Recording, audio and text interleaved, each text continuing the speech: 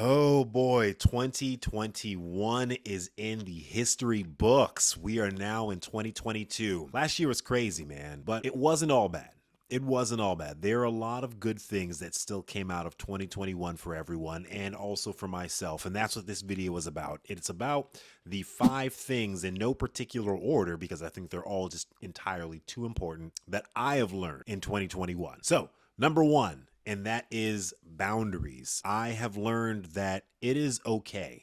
It is completely okay to say no to your friends, to your family, when you feel as though certain boundaries have been crossed. Sometimes you have to be selfish for yourself, and that is okay. You got to take care of yourself in order to be able to take care of other people. So that's number one. The second lesson that I learned in 2021 is being okay with failure. This one was extremely hard. I mean, they're all hard, but this one was exceptionally difficult, and I'm still grasping tools and habits in order to be able to continue implementing this one. But being okay with failure. Honestly, seeking out failure is good because it means growth.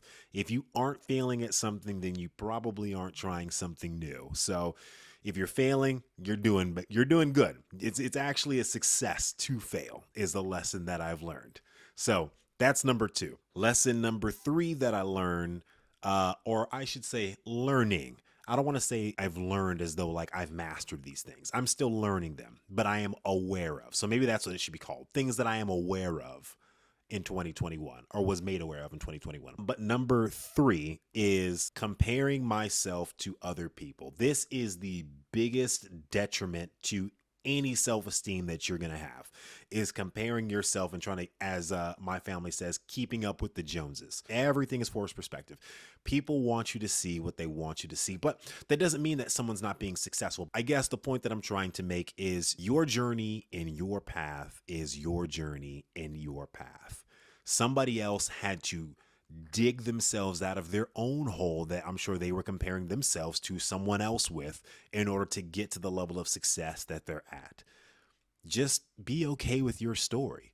Now, you can pay attention to the breadcrumbs because success does leave breadcrumbs. Pay attention to that, but don't compare. Number four, and this one is hugely important, that kind of ties into many other things, to pretty much everything on the list, and that is self love. I am learning to truly love myself, which is being okay with where I'm at, not comparing myself, setting up boundaries, taking the time to make sure that Rob is okay in order to be able to give back to everybody else. That's really what it's about. Taking care of yourself to be able to take care of others. And that's the beautiful thing about it. So for me, it's a huge thing of self-love is going to the gym, meditation, making sure that I am acting or doing something creative that fuels me, because then that makes me a better person to then be able to give back to so many people that I love. So that's number four, self-love. Gotta have that self-love. Number five, and that is communication. And this means, and specifically, I mean communication as far as feelings and communication as far as just actual communicating your thoughts. The reason why I had to build habits for this is specifically due to my relationship, being able to express my thoughts and how I'm feeling. We have grown in a society previously, not now. Having feelings is something that you just weren't able to have. You know, me growing up, my dad wasn't he didn't express his feelings. He was a big feeler, and he expressed it through certain actions, but it would be nice to have heard them, which he did. He told me he loved me, but just not as much as he probably felt that he wanted to, because he never had the tools to communicate his feelings and his love for me verbally. They were through actions, but sometimes just hearing it is nice. It just hits different. So those are the top 5 things that I have learned in 2021, along with many others, but I wanted to keep the list short, down to 5 things.